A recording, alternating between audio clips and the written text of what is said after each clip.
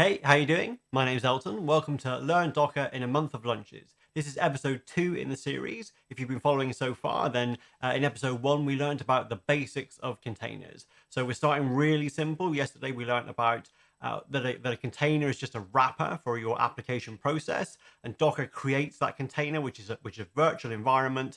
And inside the container, the application sees what it would normally see if it was running on a server. So it's got access to a network, to a disk, to a bunch of memory and CPU, but it's in this kind of box, which is the container that's controlled by Docker. We also learned the real basics of there's the Docker engine, which is the thing that runs in the background and it creates and manages your containers for you, and the Docker command line, which is how you normally interact with your containers.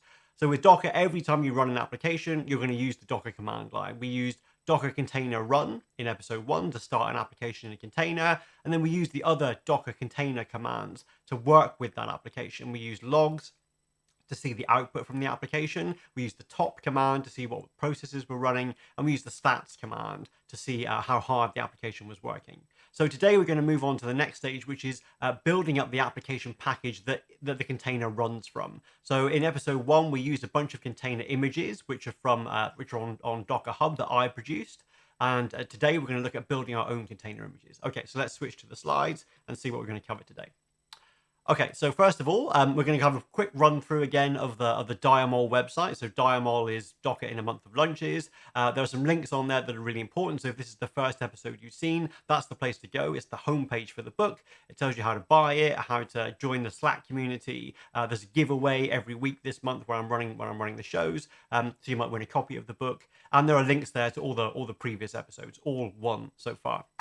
The bulk of today is what is actually chapter 3 of the book, which is building your own Docker images. So you're going to learn about the basics of the Dockerfile syntax, and that's just a script that you run to package up your application. You're going to learn what an image looks like, and you're going to see how you work with images. So just like there are Docker container commands to interact with your containers, there are Docker image commands that let you do things with images. So we're gonna, again, this is really simple. So in this first section of the book, we're starting with the basics, but we've got some best practices right from the beginning. So we're going to see a couple of different Docker files for the same application, an improved version, and we'll understand why the improvement is necessary, and that will really help you with the foundations of Docker.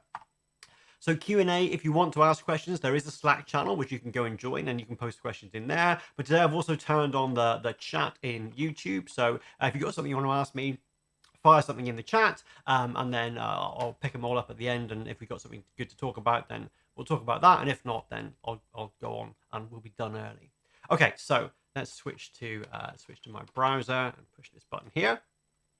Okay, so this is diamol.net. This is the homepage for the book. There are links here to buy the book on Amazon and Manning, who are the publishers. If you want the digital copy, then Manning have this great thing that you can just kind of there's a forum on there. There's a whole bunch of extra stuff, as well as being able to download the PDF and what have you. If you don't want to buy the book, that's fine. Go to the Manning website and you can read a certain amount every day for free. So you can kind of catch up. Might take you longer than a month, but you'll be able to read it all. All the source code, all the Docker files, all the applications that I build, everything that I do in the book is on GitHub, and that's the location of the GitHub repo. If you want to join the Slack channel and chat about what's going on, that's the link here. The stream that I'm doing, so the live stream, which is all recorded, so you can watch it later. Those are the links there in diamol.net/stream. And then there's a giveaway. If you click the giveaway link, you get redirected to this site. You put your email address in, and you might win a copy of the book. I've got 5 copies to give away every week for the live stream. And if you're watching this on a recording, hit that link anyway, because there are often giveaways running. Manny often give me free codes, and you might get a copy of the book. Okay, cool. So that's diamol.net, and then further down past the elevator pitch and all that stuff, here's the list of the previous episodes. So episode 1 was understanding Docker, running Hello World. That's the basic container stuff that we've done previously, and today is building your own Docker images. So let's get stuck into that. Okay, so this is chapter 3 of the book. So the Docker image is the package that contains your application, everything your application needs to run. So we learned yesterday in the previous episode that a container is just an instance of your app, and the container's got everything it needs. So if it's a Java application, the container's got Java available to it. You don't need Java installed on your machine. the where you do that installation, that you build up this thing called a Docker image, and that's the application package. When you run a container, you run a container from an image. You can run several containers from the same image, and we're going to start working with that today. Okay, so and this is where we're going to learn about the Dockerfile. The way you build your image, and I mentioned this in episode 1, that Docker is really centered on automation and a DevOps tool chain and a full CI/CD pipeline. It's much harder to do things manually, to manually create an image in Docker than it is to automate it. And the heart of that automation is this thing called the Dockerfile, which is a pretty simple file that you use to build up your application. It's a script that basically says I'm going to start with a certain operating system. I'm going to install all the dependencies that I need, and then I'm going to copy in my application itself together with configuration files and libraries and everything. So I've got this one big thing that is my entire application. So the Dockerfile kind of replaces your installation manual. So, you know, if you're kind of old school like I am back in the day, when you were installing a new version of your application, you had a Word document that ran to 30 or 40 pages with loads of screenshots saying click here and click here and click here. It was always out of date and no one read it, and people just kind of fudged their way through. The Dockerfile is completely different because it is your installation script. So it's the documentation of how you set up your application, but it's actionable. So every time you build your app, you'll be running through the steps in the Dockerfile. If there's a problem with building your app or packaging it up, then your build will fail. So the Dockerfile is always up to date. It's always the truth for packaging up your application. Syntax is a custom syntax that you need to learn, but it's pretty simple. And most of the hard stuff that you need to do, any tweaking you need to do, you'll do that in a shell script inside the Dockerfile. So you'll be, if you're familiar with Bash on Linux, you'll be using Bash scripts or shell scripts. In Windows, you'll be using PowerShell or command line. So the difficult stuff you need to do will be in a language you're already familiar with. Okay, so let's get started. So the first thing is, when you build this thing called an image, you build it on your local machine. If you want to make it available to other people, you need to share it. So what we did in episode 1 is I ran some containers from images that are on Docker Hub, which is the default place where these images live. When you run a container, if you don't have the image locally, Docker pulls it down, but also you can also manually pull it down. So let's start by opening up my terminal here, and I'll do the same format as we saw in the previous episode. I'm going to copy this command from my try it now exercise. I'm going to paste this into my terminal, if I can copy just the right things. Okay, so previously we've all run Docker container commands. The Docker command line syntax is it follows a strict same pattern. So it's the word Docker followed by the noun that you're dealing with, an image or a container, and then the verb that you want to do something with. So in this case, I'm doing a Docker image pull, and the name of the image is DIAMOL/CH03 webping. In this week, in the first section of the book, you're going to find out what that kind of confusing name means and what the structure of it is. But to start with, we're just going to pull this image, and it's going to come and download that thing from Docker Hub. Now, there's some interesting stuff in here already, without kind of digging into too much detail.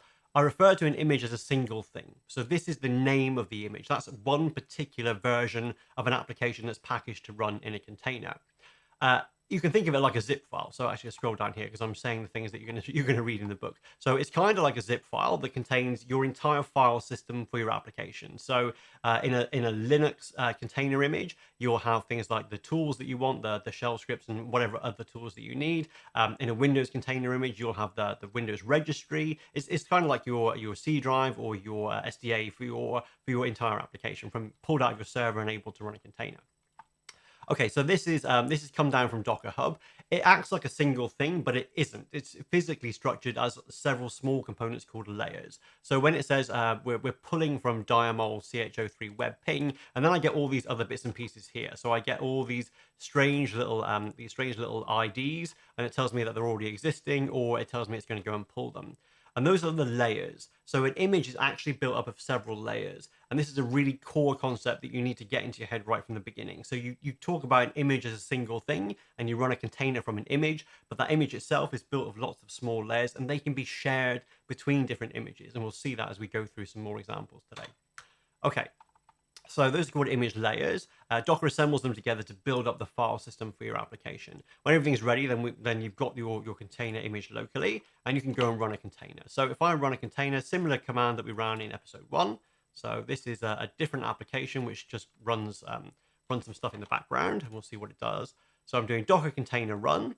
I'm doing -d. So in episode 1, you saw the detach flag. So in episode 1, we ran containers in different ways, like ran a container that just printed out some text from a script and it ended. We ran an interactive container, which we connected to like it was a remote server. And we ran a batch container, like a web process that just sits there and keeps on running. For a detached process like that, you can use the dash dash detach flag or the dash D flag, which is a short form of it. The only new thing here is that I'm adding a name. So in episode 1, when I was working with containers, I was getting the ID, which is this long kind of alphanumeric string, and using the first few characters when I was doing Docker logs, like 1D6 or whatever. You can give your containers a name, and that makes it much easier to work with. So I'm going to run a container. It's going to be called web ping. It's going to be detached, so it's going to run in the background, and it's going to be using the image that I've just pulled. So what we'll see when I run this is Docker doesn't pull the image because it's already available locally. So I just get the container ID out. So the container's up and running just like it was yesterday. But yesterday I hadn't pre-pulled any of my images. So doing the Docker image pull first gets you your image down. It means your container starts super quickly. Some of your application images can get quite big. So you might be dealing with hundreds of megabytes or gigabytes. So pre-pulling them means when you're ready to start a container, it'll just start in seconds. Okay, so there's no ports here. All this is doing is batch process that's doing some stuff in the background. What it's actually doing is it's pinging my blog. So that container is running. If I clear this down and I'm going to do some typing here, so bear with me. Docker container list. I've got one container running, which is my web ping. It's created 40 seconds ago. It's been up for 39 seconds. It's still just running. If I go and look at the logs, and again, because I gave this container a name, I don't need to go and find that ID. It doesn't get a randomly generated name like we saw in episode 1. So I can say Docker container log, same command, but this time I've given my container a name. So I can look at the logs for the web ping container. And what it's doing, if I scroll up here, this container, the application inside it pings a website on a set interval, and it prints out the response status and how long it took to get a status. So this is pinging my blog, which is the unhelpfully named blog.sixside.com. It's using the HTTP method head, and it's pinging it every 3 seconds. And then the rest of the logs are, I'm making a request. This is request number 20. This is the timestamp when I made the request. I got a response status of 200, and it took 300 milliseconds. So my blog is actually running in a container. It's running in Kubernetes, which is a different video series for a different book, but that's a pretty respectable response time. I think it's better than it was when I was taking these screenshots. Okay, so this is all the application is doing, right? So everything the application needs is inside the container image. And it happens that this is a Node.js application, but you don't need to have Node.js installed. You don't need any version of Node.js installed, let alone a particular one for the application. That's all bundled in the image. So when I did the pull, that gave me this one thing, logically one thing, physically lots of small things, which are the image layers. And I can run my container from that image, and it's got everything it needs to run. Okay, so it's kind of, this is the basics of how you package up your application. But there's a really important thing in here, which is that this app can behave in different ways, but it kind of looks like it's hard coded at the moment. So this app is only useful if you want to be checking that my blog is up and running. And it'd be more generally useful if I could give it a different URL to ping, if I could maybe ask for a different HTTP method or specify the interval, which you can.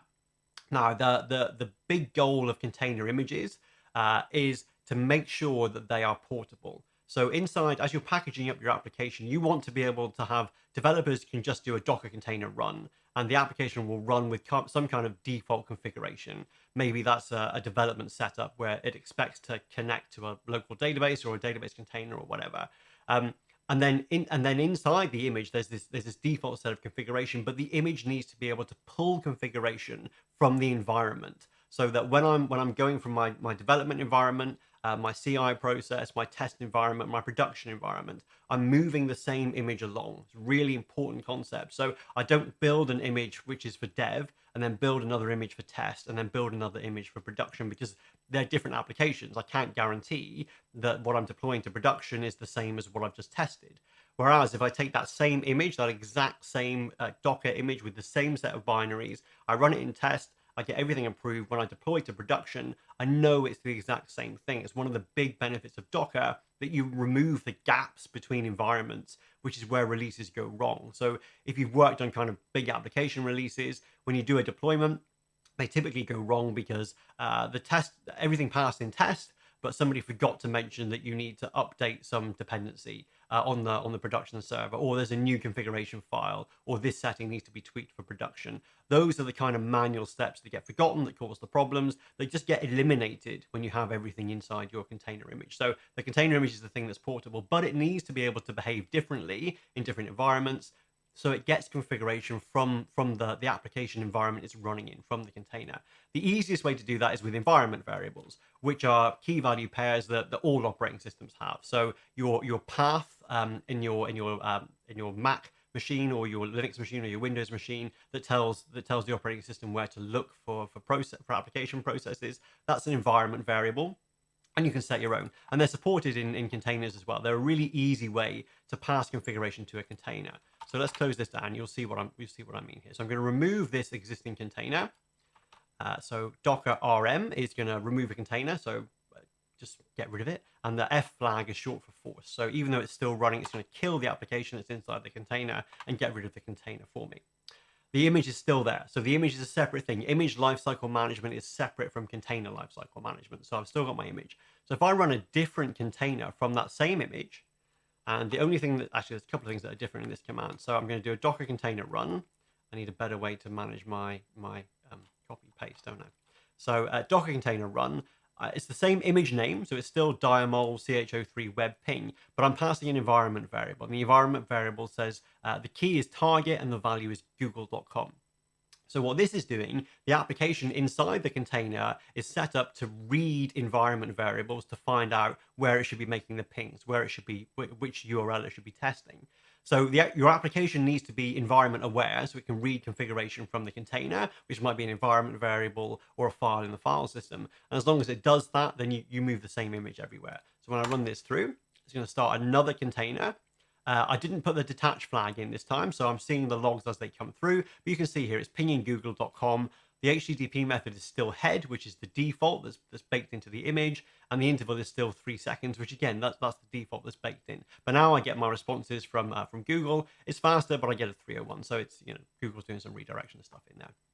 Okay, and as before, all these try it nows, they all have the kind of output in a screenshot that's explaining all the important stuff for you. So as you're running through this, if something doesn't work, or something you don't get how something's working, then hopefully the annotations in all these figures will make it clear for you. Okay, so I'm not using the detach flag, so this is running interactively. I'm changing the target of where it's going just by using that environment variable. Okay. You can add lots and lots of environment variables, and you can pass them all, and you can configure things in that way. When you come to more production-y kind of applications, which we'll do in the next episode, you're more likely to do that with a file, which can be provided by the container runtime and pushed into the container, which would be JSON or XML or whatever your application uses. But environment variables are the kind of, they're the default. Everything kind of support that, so they're an easy way to get up and running. Okay, so I'm going to kill this because it's just going to be pinging Google. This diagram here I'm going to focus on for a second. So this is really important. It's kind of like hopefully driving home the point I was making. So there are 3 things in this application. So the image has got a default environment variable set. So inside the Dockerfile, which we'll look at shortly, I'm specifying this target environment variable with a default value of blog.sixside.com. So that's my blog. So if I run a container like the first one that I ran, without specifying an environment variable for the target, it will use the default from the image. So whatever's baked into the image is the default set of environment variables. So I can run a container like the second container I ran, specifying google.com as the target, and that will behave in a different way. It's the same application, but the configuration makes it do something different. It's still got the same logic, but it's pointing to a different website. I could also configure the interval. I could also configure the HTTP method. And I can run another container, and if I gave that a target of docker.com, that would be pinging Docker's website. They use the same image, and you don't need to have several copies of the image. The image is the kind of basic file system, and the container environment is created from the image, and each container has its own environment variables injected if you pass them into the run command, and that overrides whatever's set in the image. And don't confuse these with your computer's environment variables. So whatever you've got set on the host, on the server, or your laptop that's running Docker, they don't come into the container. They're separate. So it's only whatever's in the image and whatever's in your container run command. That is the set of environment variables that the application can access.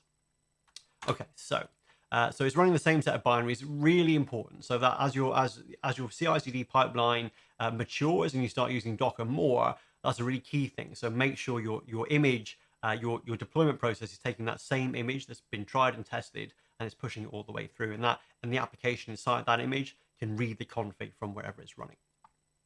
Okay, so Dockerfile. So if you haven't seen the Dockerfile before, this is a genuine Dockerfile. So inside here, this if you start working along with the book, you'll go and grab all the source code from GitHub, and the source code is organized into chapters. So on the left here, you can see this is the DIAMOL repo on GitHub. And under chapter 3, you can see all the actual Docker files that we're looking at.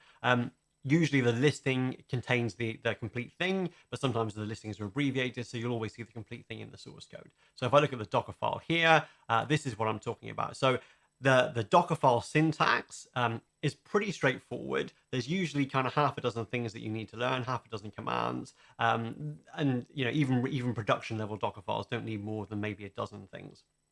So let's go and let's dissect this. So the first line says from. So these words in capitals are the Dockerfile commands, the Dockerfile instructions, and by convention they're capitalized. They don't need to be. So the first line is from. This is the only required instruction in a Docker file. Every Docker image has to start from something. So typically it starts from another image. In this case, I'm saying this is a Node.js application. So my prerequisite to start my application, to run my app, is an image that's got Node.js installed. So I've got an image here that I've already built myself, which has got Node.js installed. So I'm saying start from this image. This gives me everything my application needs. So this could be, I could be using a particular version of Node, or this could be an image that someone in my organization builds that's got some security settings that we need to have, or whatever. I've got my own image here that's got Node installed, and that's the base image. So everything that happens from here will be based on top of that. So the Node image will have its operating system layer, and then the Node application platform layer, and my own image will put its own layers on top of that, including my own application. So then I've got my default environment variables. So these, let me do this highlighting in a better way. So these env instructions set up a default environment variable in the image. So I'm saying the env, the default target is blog.sixside. The default HTTP method is head, and the default interval is 3000. So they're all strings. So your application needs to be able to interpret that if it's going to convert it to an integer or whatever, with proper error handling, which none of my demo apps have. But we're just dealing with key value pairs here. So that sets up a whole bunch of default environment variables. And then the next lines are copying in my application itself. Now, this is a Node application, so it's a JavaScript application, and there's just a single JavaScript code file, app.js. So what that work_dir command is, it means create a working directory. So create a working directory at the root, which is /web-ping, or if I was running this in a Windows container, that's the same thing as c://webping. So Docker resolves the / / for you, so that makes life a lot easier. So I'm creating a directory at the root called web-ping, and then I'm copying the app.js file from wherever I'm running my code into my container image at that path. So when this has happened, when we've got through this stage of the Docker file, I'll be based on my Node.js image. I'll have some default environment variables set, and I'll have a directory called webping with a single file in there, which is my app.js, which is my entire application. Okay, and then the last thing is telling Docker what to do. So up until then, everything has been packaging up my application. So it's been setting up the file system, copying my content from my application, setting up the default environment. That's kind of like the file system for my application. And the image contains a package of that whole file stack. But Docker also needs to know what to do to start a container, because the file system is just a static thing that you can share and move around. But it also needs to know how do you make that dynamic and turn it into a container. And that's what the command instruction does. So CMD is the command. It's the startup command when you run a container. So when I do a Docker container run, Docker will pull the image if it doesn't already have it, and it will start a container running this command. So it's going to run the node command and point it at my JavaScript file. So it's going to start running my application. So that's it. If you've never seen a Docker file before, this isn't the simplest Docker file. The simplest Docker file can be much easier than this, but this shows you the basics of capturing some application configuration inside the Docker file, And you can and the startup command, and you can see that this is nicely documented. So not only is it an automated script that's fairly easy to read, but it's also documenting default values. It's documenting what goes into my package, and this lives in source control alongside my application code. So it gets versioned along with everything else. When I make changes to this, I can go back and do a diff and all that sort of good stuff. So it's part of my application deployment. It's never going to get stale because this is how I deploy my app. Okay, so let's go back to my chapter here. So that's what I've just been walking about through here. So these are the commands that I've been focused on. So again, if you wanna head to the Manning website, you can start reading through this chapter, and this will just reinforce the stuff I've talked about. But those are the basic commands that you're gonna see all the time when you look at Docker files, and all the big open source projects. They all have a presence they have images on Docker Hub. So Postgres and MySQL and Java and Node, they all have their images on Docker Hub, and they all have Docker files that are in GitHub. So you can see how they build their applications, their own base images, and you can use their image to package your application on top of, or you can just take a clone of their Docker file and change it if you want it to behave in a different way and have your own version of Node.js, which is what I've done for this image.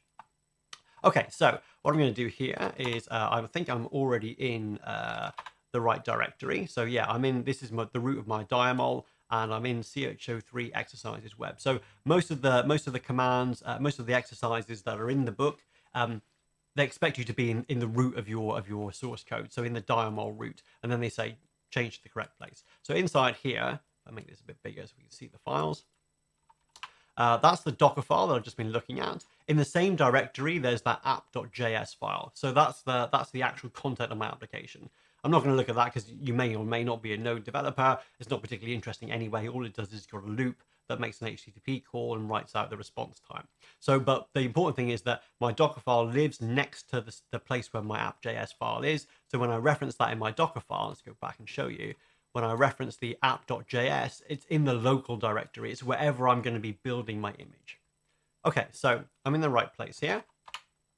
I can scroll down. I'm going to build my application there now. So I'm going to go and build it with the Docker image build command. So again, the command line has got a very structured syntax, so it's pretty easy to get your head around when you're working with it. So I'm going to do a Docker image build. And I'm saying, I'm going to give my image a name. So everything that we've used so far has been a DIAMOL image. So we did Docker container run DIAMOL / whatever. And that means Docker's going to go and grab it from Docker Hub, and it's going to look in a particular user account called DIAMOL and get a particular image. When you build your own images locally, you can call them whatever you want. You don't need a username with a / or anything like that. You can just call it anything you like. So I'm calling it web ping. And the dot there, like that is not an artifact from typography. You need the dot. That tells you that I'm in the current directory. So if you've got a more complicated directory structure where your Docker file is here and your source code is here, then you may point your Docker image build command to a different folder to get the content. And the dot means I'm working in the current folder.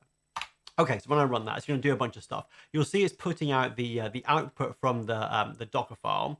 Actually, I've run this before, which is why I see the cache. So I'm going to run this again with a flag, and we're going to pretend that that we don't see that, because I'll come to that in a second. So what it's doing is it's running through all the commands in the Docker file, and you'll see the output contains all the commands that we've walked through in that Docker file that we just looked at, and it does and executes them kind of step by step. So what you get is step 1 of 7 from DIAMOL / node. And that means go and get, if I didn't already have that image locally, it would pull that image as part of the image build. And then it's going to go and set up all my environment variables. And what we do here is it configures the key value pair that lives inside the image. And each of these outputs, each of these new alphanumeric strings, that's the layer ID. So each line of the Docker file creates a layer in the image. So when I did the Docker pull right at the start of the episode, we saw all those layers being pulled. Each one of those refers back to a line in the Docker file. Okay, again, another important thing that we'll come to in just a second. And then it creates my working directory, it copies in my application.js file, and it sets up my command. And then the final output is that it's got, it says it successfully built the image, and that's an image ID. So again, most objects in Docker have an ID, which is randomly generated, and a name, which is the friendly name. So it successfully built this kind of random ID, and it's tagged it with web-ping. The proper name for an image is a tag. So in my Docker image build command, I gave it the tag of web ping, and that's what I've got built now. So that image only lives on my machine. So I built it on my machine. All the source code that I used is in the folder along with the Docker file. That was everything Docker needed, and it's built that and put it into my machine here. This warning that you get if you're running on Windows and you're building a Linux container. So all it's basically saying is Linux has a different file system from Windows. So on my machine, which I'm using as the input for my Docker image, I don't have some of the extended features of the file system that Linux supports. So Windows doesn't have things like writable flags and executable flags for files, which Linux has. So what Docker is telling me here is I've built a Linux image from Windows. I don't have any kind of mode for any of my files, so it's set default that everything is kind of readable, writable, and executable. So it's just a warning that you might not want to do that. In reality, if you're building Linux images as part of your pipeline, you'll build them on a Linux server, so you won't get this issue.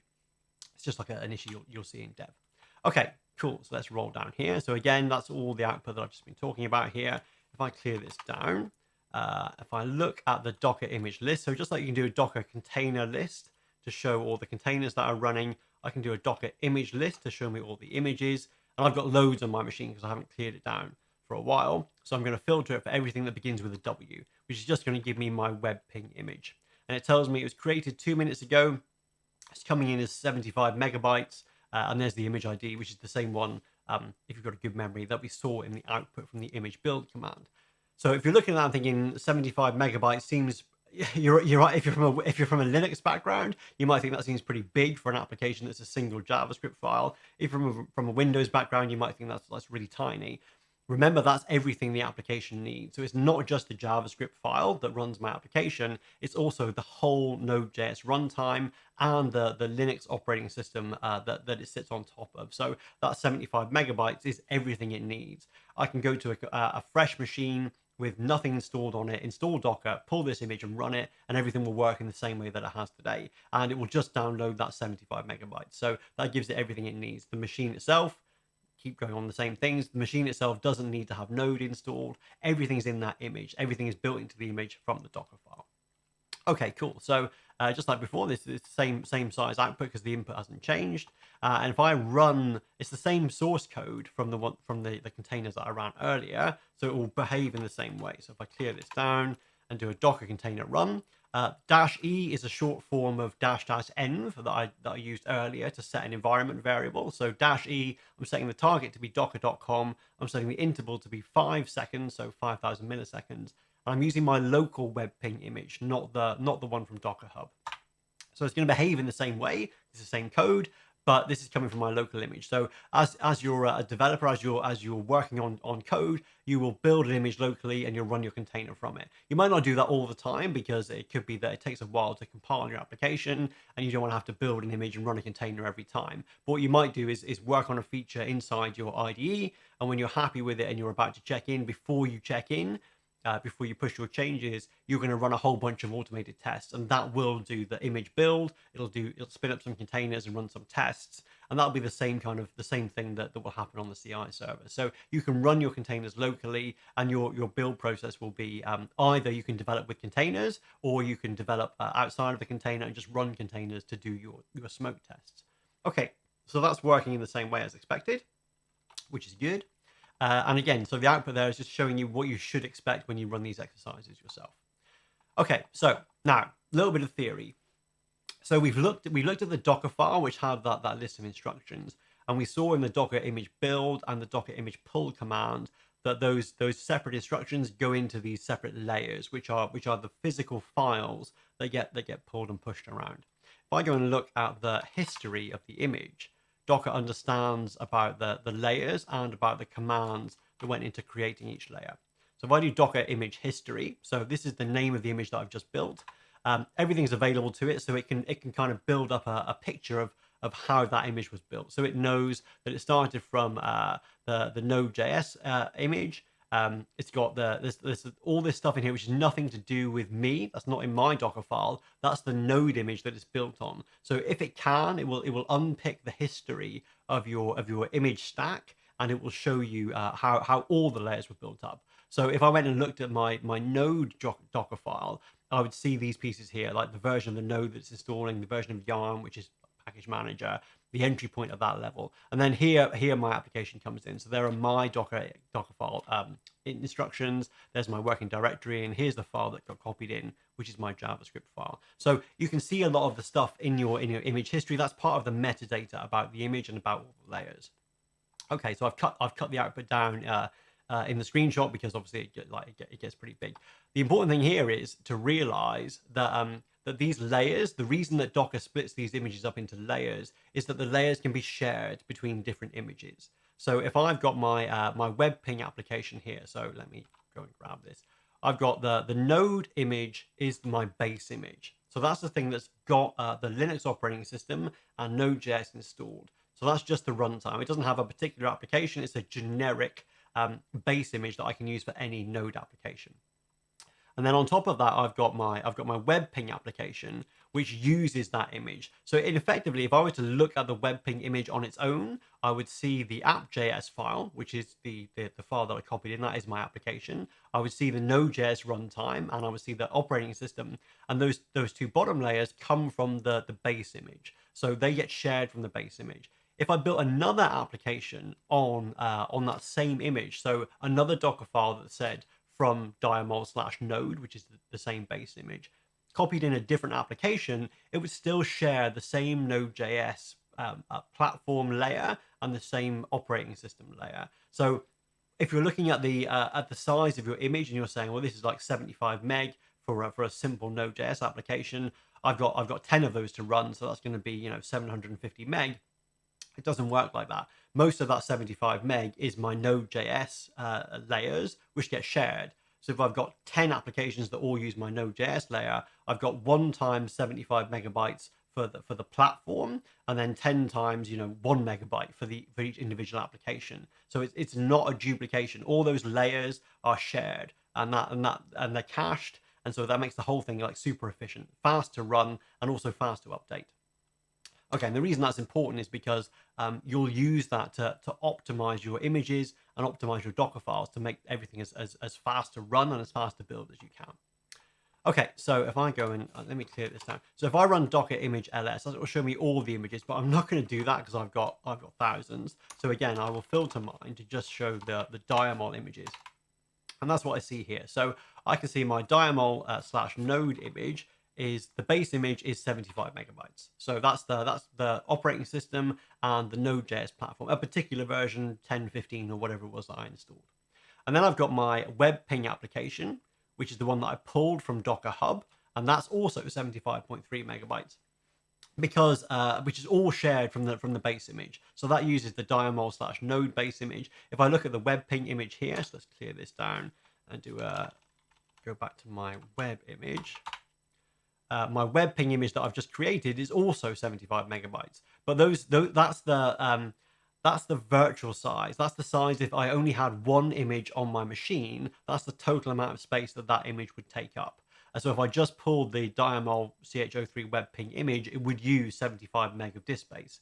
But I've got these 3 images that all share the same base layers, so they're all sharing that 75 megabytes. So I've got 1 times 75 megabytes, and then 2 times like a kilobyte or whatever the size of the JS file is.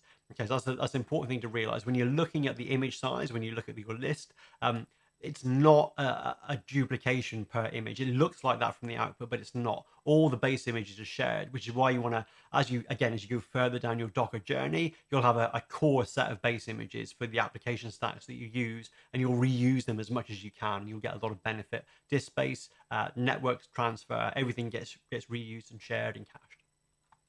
Okay, cool. So the next thing I'm going to do is show you that you can kind of work that out, that Docker is not using as much disk space as you think it is by using some of the system commands. So the Docker image commands work with images. You build them, you pull them, you share them to a registry using Docker image commands. The Docker container commands are for starting your applications in containers and working with them. And then there are system commands that let you manage Docker as a whole. So systemdf gives you the amount of disk space that Docker is using. And if you only have if you're following the book to the letter and you haven't done anything other than the exercises in the book, you will see from systemdf that Docker is using a lot less space than it seems to from the image list. Now, I'm not following the book because this is my ordinary work machine that I use for containers all day long. So I've got 31 gigabytes of container images because I've got 370 images, things that I've just been working on, for since I last cleared it down. Unfortunately, I've got the advantage of a very large, fast solid state disk, so I don't need to clear it down very often. But I should probably do that. There are commands that will clear down your Docker images. When I took this screenshot that you see here, I did do exactly what I've just been talking about. So I followed just the things that were in the exercises. I didn't have any extra images. And so this is what you see here. If I just followed the commands in the exercises, I would have 6 images, taking up a total of 200 megabytes. So instead of being what it seems to be, if I look at my DIAMOL images, it comes out as being something like, should be 300 or 400. Actually, it's only 200. I've lost my page. It's only 200 because of the caching and the layers, so it all gets reused. Oh, hang on. This is the advantage of having this kind of content list here. So building my own Docker images, building my own container image. Okay, cool. So that's the important thing to realize is that the Docker file, each line of the Docker file adds another layer to the output image, and the images, all those image layers are cached. So that's important for building your own images too. So we've looked at the web. I'm getting back to my page here. This is this PDF reader inside VS Code is really cool, but you need to use the up and down keys. Otherwise, it just gets a bit out of hand. Okay, so this fact of the images and the layers and the fact that you can you share them and reuse them is really important when it comes to optimizing your images. So the Docker file that I showed you first of all is a pretty kind of noddy Docker file. And there are some simple ways to optimize it. So if I go and look at a version, go and look at this one again. So there are 3 env commands there. So that's going to create 3 different layers. Having lots of layers isn't really a problem, but I could compress this into a single layer by having 1 env command with 3 values set. So that's one easy way to optimize it. The other thing is the order of the commands. When you do a Docker image build, Docker looks at all the input that's going into each instruction and it builds a hash. And it looks inside the layer cache to see if there's a match for an existing layer. So in other words, if you're building the same application over and over again, Docker will see that it's been cached and it won't need to do anything. So if I repeat my Docker build command and remove that no cache flag that I put in, what you'll see is I'm sending it's exactly the same input. The Dockerfile instructions are the same, but everything comes from the cache. So every single layer has a using cache, using cache, using cache, because I haven't changed anything at all. So that means that if I structure my Dockerfile correctly, then I can make use of the cache and I can make sure that my builds are as quick as possible. If you think about a CI server, you're going to be building your images, even on a moderately sized team. Your image build is part of your CI process. It's going to happen 10 or 20 or 50 times a day. You want it to be happening within seconds. So you want to cache as much as possible. So you need to optimize your Docker file to structure it so that it uses the cache. Because as soon as the cache gets broken, if I change the content of my app.js file here, the cache gets broken. Docker has to execute that command and then it executes everything that follows it. So if you structure your Docker file badly, you don't get good use of the cache. Okay, and we'll see that now. So if I now look at make a change to the app.js file. So if I go back to my app.js file, this is the actual code. I'm not going to do anything. I'm just going to put a new line break in there. So Docker will see that the file has changed. The file contents have changed. It doesn't know that Node.js doesn't care about that. It just sees that the file contents have changed. So now if I build it again and I call it v2. So let's do this. Now, the Docker image build command is the same. -t is short for --tag that I put in just now. I'm calling it web ping, and the colon is used inside your image name you can use it for versioning. So the image is still called web ping, but now this is the v2 version. And you'll see that most of it is the same as before. So it uses the cache for all these things. I haven't changed the Docker file here, but when I get to the copy app.js instruction, the input has changed. So everything up until now is fine. It's all come from the cache, but the input for the JavaScript file has changed because of the line break that I put in. So this now gets executed. I get a different layer out from the previous one, and then it executes step 7 again. So it sets up the command instruction. Now, it's kind of wasteful here. First of all, I've got all these layers that I don't really need. I don't need all the env environments, all the env instructions in there. And secondly, the only thing that's going to change here is my app.js file, really, depending on how more likely I am to change the default configuration values as to changing code. Changing code is probably the most likely thing to happen. So putting my command line at the end is not really necessary because that has to get executed every time I change the instruction, every time I change any code. But it's going to be the same for that. Won't change as part of the code change. So I can restructure this Docker file and get some better optimization here. So I'm covering that here. So the copy instruction runs because the app.js changed, and the command instruction in step 7 had to be repeated because the cache was broken from that point onwards. Okay, so that's the thing I've just executed. And this is the improved Docker file. So if I switch to the code view, which is easier to read, in the optimized folder, it's going to produce functionally the same image because it's doing the same thing, but this is going to be faster to build when I make application changes, and they're going to be fewer layers. So first of all, I've moved the command instruction right to the top. So the command instruction tells Docker what to do when you start a container from the image. It can be anywhere in the Docker file. And if it doesn't change regularly, because it probably won't in most cases, you can put it right at the top. So it's not going to have to execute later on when the cache gets broken for something else. So that can go right to the top. By using a single env instruction, and by putting a continuation in here, I get the same output. I get 3 environment variables, target, method, and interval set with default values, but a single instruction. So I'm compressing my instructions down. I'm getting fewer layers out. It's just speeding things up a little bit, little optimizations that don't actually matter too much in an application this size, but do start to matter when some of those instructions you've got take 30 seconds or 90 seconds to execute. If you can structure your Docker files so that they come from the cache, and they don't get repeated if they don't need to be repeated, then you save a lot of time in your build. And if you structure things correctly, you can save a lot of space too.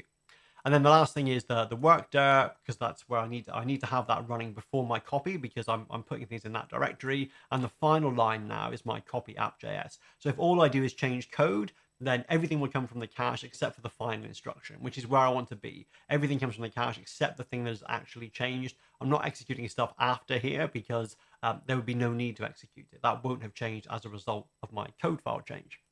Okay, still on the right page, so that's good. So now let's clear this down and see how this looks. So if I go to the directory where that optimized Docker file is, so that's in optimized, and I'm going to call it v3 this time.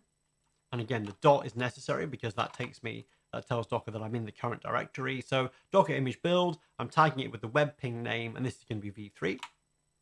So this is a completely new thing. So it's going to run through everything to start with because it's a different Docker file. It's a different set of instructions than the previous one. So I get my env with the 3 different environment variables set. So I get a single layer out. So now there are only 5 steps to the Docker build. So again, these are small optimizations, but when you're heavily using Docker, it makes a big difference because they all build up. And the next thing that I'm going to do is if I now make a change to my application.js, there's a copy of the app.js file in this optimized folder. Again, if I just make a new line in there and repeat my build, let's just clear this down because I'm aware that when I look at my code screen, my face isn't there, but I know that when you see it, my face is there. Okay, so version 3, I'm repeating the same build. Everything now comes from the cache. Steps 1 through 4 all come from the cache. I've changed the app.js file, so that doesn't come from the cache, but there's no instructions after it. So it's fast, it uses the cache as much as possible, and that's a nice little optimization that you get in. Okay, so we're coming to the end of the chapter. So the last thing is the lab. So just like before, every chapter ends with a lab that asks you to do something to exercise the skills that you've learned. I'm not going to show you the solution in case you want to follow through this yourself, but this is about optimization. So it's giving you an image and it's asking you to make a change. Oh no, actually, this is not what I thought it was. This is getting you to understand the alternative workflow. So I don't spell it out in the book because really you very seldom use it, but you can build an image without a Docker file. It's useful to know how to do that, but you should try and avoid it as much as possible. So this lab gets you to find out for yourself how to do it. So you're gonna create a copy of an image. You're going to change the content of a text file inside that image, but you're not going to use a Dockerfile. You have to work out for yourself how to do that. And as I said before, the automation is kind of key to Docker. You can manually build images without a Dockerfile, but it's harder, and there are lots of reasons why you wouldn't do that, and the fact that you can't optimize is one of them. Okay, cool. So so that's the chapter for today. As there's a couple of questions here, which is cool. So I've got my Slack channel and my in my my live chat. So question from AC. So does the book talk about how to reduce image sizes? Yes. So this chapter, we've covered that a little bit, but there's a chapter further on. I'm grabbing the physical copy, which is no good because you won't be able to see it. There's a chapter further on. So section 1 is just the basics. So we've kind of got the idea of layers now, and that there is the potential to optimize. When we get further down, like in week 4, there's a whole chapter on optimizing your images, and that's for 3 reasons. For size, which is exactly your question. So yes, by optimizing your images, by optimizing your Docker files, you can make significant improvements in the size of your images. Then there's the speed, which is something I've covered today, the speed of building it and transferring it, but also security. So if you think about what's inside your image, there's a whole ton of stuff in there which has come from the base images that you're building your app on top of. And that may or may not be stuff that you actually use. Anything that you include, which is an application binary, potentially has a security hole, so that's another potential attack layer that you need to deal with. So in that chapter 17, which, you know, if you're still following on the series, we'll come to that in a couple of weeks time. That shows you how to optimize your images so they're small, they're fast, and they're secure. Okay, next question. Oh yeah, Bill's answered that for me. Thanks, Bill. If I'd have read your comment after I read Aza's question, I wouldn't have had to go through that spiel, but there you are. Okay, so Arpit says, can we move entry point also above like command? Yes. So yes, entry point is an alternative version of the command instruction. So today we've looked at command, which is a little bit of an easier way to get started. That you just tell Docker how to start your application. Entry point is an alternative that we'll cover. It's just a nuance about how you can pass options to your container when you start it up. But yes, that can live anywhere too, because that's part of the metadata of the image and not really part of the file system. Okay, and a question from Arpit. Is there a way to find out which command in a Docker file creates which layer? Is it important to know which command leads to a layer? So yeah, yes, it does. You can use the Docker image history command, and that will show you which layer led to an instruction, which instruction led to a layer.